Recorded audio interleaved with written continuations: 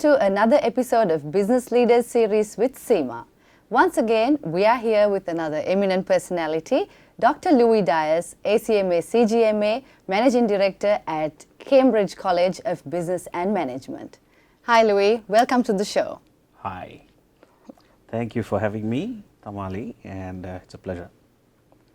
I'd like to start this conversation by asking you, as an academic and a marketing professional, how useful management accounting can be for marketers in terms of their decision making.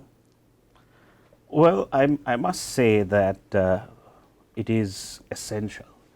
From a marketing standpoint today, the area between finance and marketing has become a little blurry, if you like. Because once you enter the boardroom, the shareholder needs to understand what we call marketing finance. I put marketing in front and then finance second. But that is the kind of breed, it is like a dog breed or whatever it is. That's the kind of breed that shareholders are looking at having in boardrooms today. So it's not necessarily a extreme marketer or on the other side a full-time finance guy. What we like to see today and what shareholders would like to see today is an all-rounder, someone who understands marketing, at the same time would be very focused on returns to shareholders, looking through all the expenditure where you are responsible to convert all your expenses that you incur in the marketing budget towards returns. In their language, you will present it to shareholders, and that is where management accounting is critical. Financial accounting, on the other hand, is left for the more serious, finance guys. But management accounting today has sort of, like I told you, fused with other areas, with operations, with IT, and with creating demand, which is fundamentally marketing. So that is how I see it. Right. What key factors do you attribute to your own success, and what kind of advice can you give students and young professionals who are willing to succeed in the corporate world? Well, I must fundamentally tell you, I'm not a part of the corporate world anymore. Right. I used to be. I've worked in blue chip companies in Sri Lanka, a couple of banks. But I would like to say I retired fairly early from the corporate sector. I'm a full-time entrepreneur now, and what I do fundamentally for a living is I teach.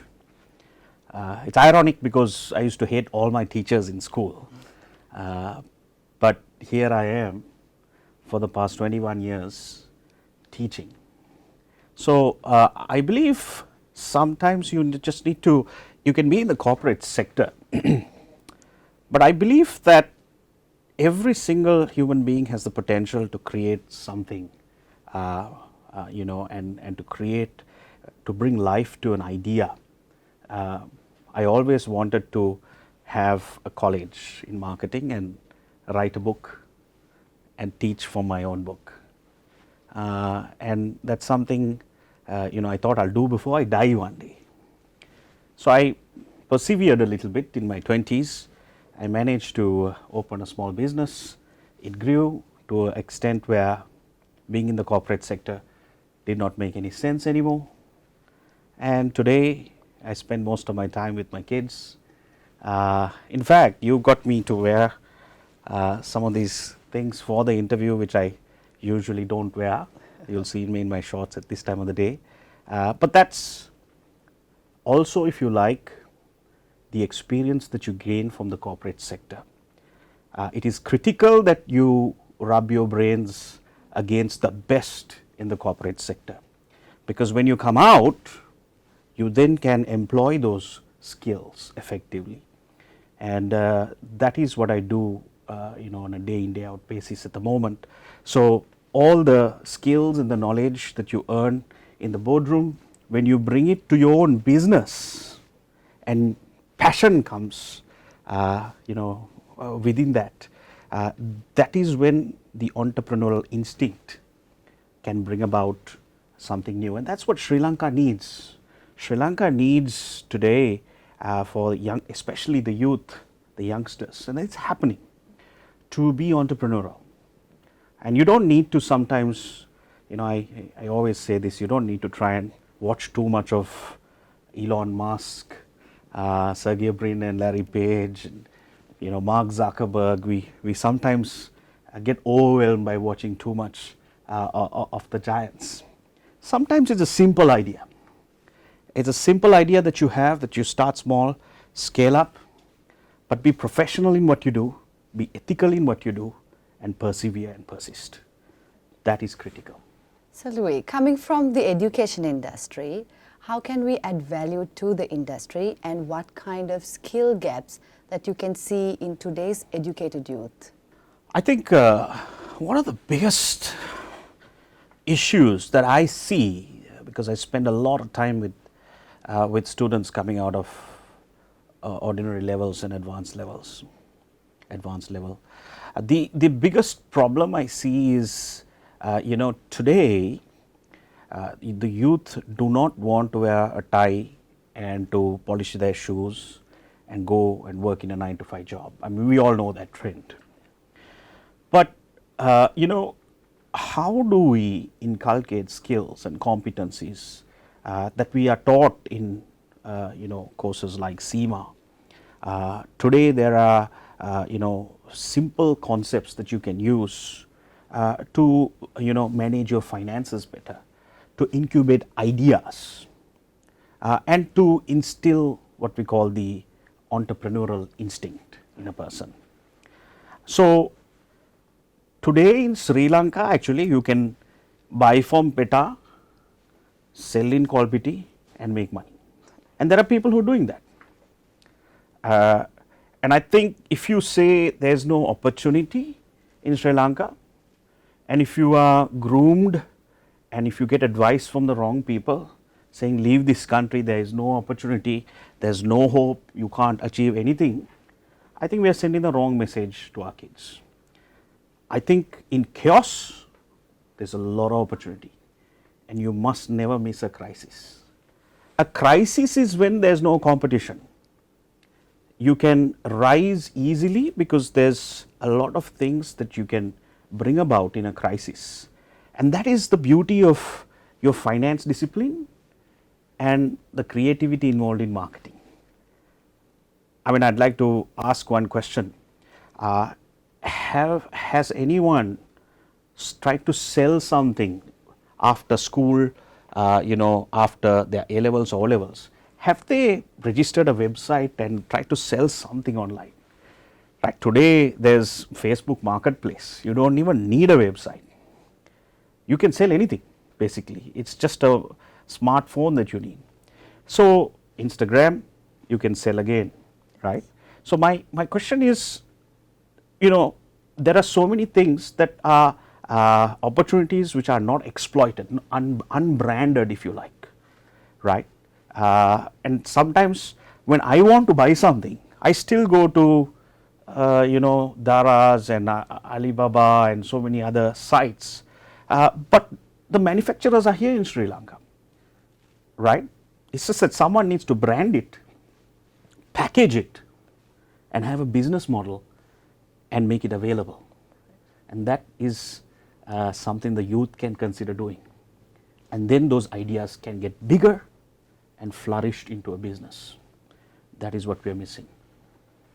As a strategic marketer and a business strategist, what's your take on improving the image of Sri Lanka on the global stage so that we can attract tourism and foreign direct investment? This subject is very close to my heart because no matter what we do, we always want to do something to our country. And there's no point preaching and talking about marketing if you at the end of the day can't do anything to revive the local economy and the Sri Lankan brand. I mean, I have some very strong views on this. We all know the problems we are facing. But marketing and management accounting and strategy teaches us, in such situations, if you really need to disrupt and if you need to take that giant step in what you do, even in a company, what we usually do is ask ourselves, what are your key capabilities, your competencies? What are you really good at, Tamali? What are you really good at that you can really harness and exploit really fast? And I think we've not really answered that question, right? What are we really good as Sri Lankans? I've been to about 70 countries. I travel quite a bit. And it's when I come back, I always want to come back when I go because I miss Sri Lanka so much. But when you come back, you realize you're sitting on such a gold mine, which is not packaged properly, which is not branded properly and sold. Fundamentally, to answer your question, I believe our biggest asset in Sri Lanka, our biggest resource in Sri Lanka are our beaches. Now, I just returned from a country in Europe. Wherever I see a beach, I jump in. Okay, I love the beach. It's ironic that I never do that in Sri Lanka. And we are an island. It's ironic that we have 5-star hotels in Gulf Ace. I don't want to mention names. Some of them chains, some of them local brands. All of them there, from Mount Lavinia all the way to Fort. None of them have a private beach. They're selling their pool in an island. What are we doing? You know, one of the first things we need to do is to look at it strategically. I mean, I was down in Goa the other day, and there's a Goa fort, and there are so many hotels around there. There's no private beach, non-swimmable if they have one. Right? They say Varakang, Avare. You can't do anything. You have to stay at the fort and eat food and swim in your pool. And we are an island. You know, one of the key things we need to do is understand in difficult times like this, you need to really look at what is your biggest asset, what do you have, and then break all the rules. Break all the rules. Why can't we give each hotel a private beach and tell them, look, you have so much of meters, you can't go beyond that, barricade it, develop it, put tents there. It's very practical, and if we do this around Sri Lanka, and it's doable, it's extremely achievable. If we do this around Sri Lanka, I'll tell you, overnight we're going to have a huge increase in people wanting to come to Sri Lanka, because even as it gets cold everywhere in the world, people look at tropical countries. Why are they going to Hawaii? Why are they going to Italian beaches? We have such pristine here, right? And we keep admiring Maldives and Seychelles and the Great Barrier Reef and all that. We have everything here. I, of course, have a lot of other ideas, but this is one thing that we can do earnestly, fast. You don't need to borrow anything. You just need to empower, and you will achieve it. So that's one idea. But there are so many others. In the interest of time, I'll leave it at that. Last but not the least, we would like to know how you manage your work-life balance. Do you do anything for relaxation or well-being? Well, most certainly. I mean, it's critical that you find the time consciously to have a balance between your physical needs in terms of going to the gym, improving, taking a jog or a walk. And sometimes that's another problem with most of our youth. You go to extremes in everything. You need to also think about your body, your mind needs to be developed, and that's critical. Intellectual stimulation. It's not only about going to the gym and doing TikTok videos and Insta Reels. It's also stimulating your mind. Intellectual stimulation is one of the best forms of, it's a pleasure. It's a very important pleasure that all human beings need to have, adults in particular. and you need to study until you die. It's very important, right? And I don't see lots of people doing that. So your mind, your body, you need to work out. You need to at least walk, right? Your intellectual stimulation, then your spiritual, what we call the spirit, and that is also critical. You need to, of course, have a religion. You need to have a faith. You need to balance that side of things as well, especially if you have a family. It's very critical, because sometimes you can be a bookworm, you can be working in a company, CEO, but then if you don't have some place that harnesses your spirit every now and then, be it a temple or whatever faith you belong to, that's critical. And finally, the heart, relationships.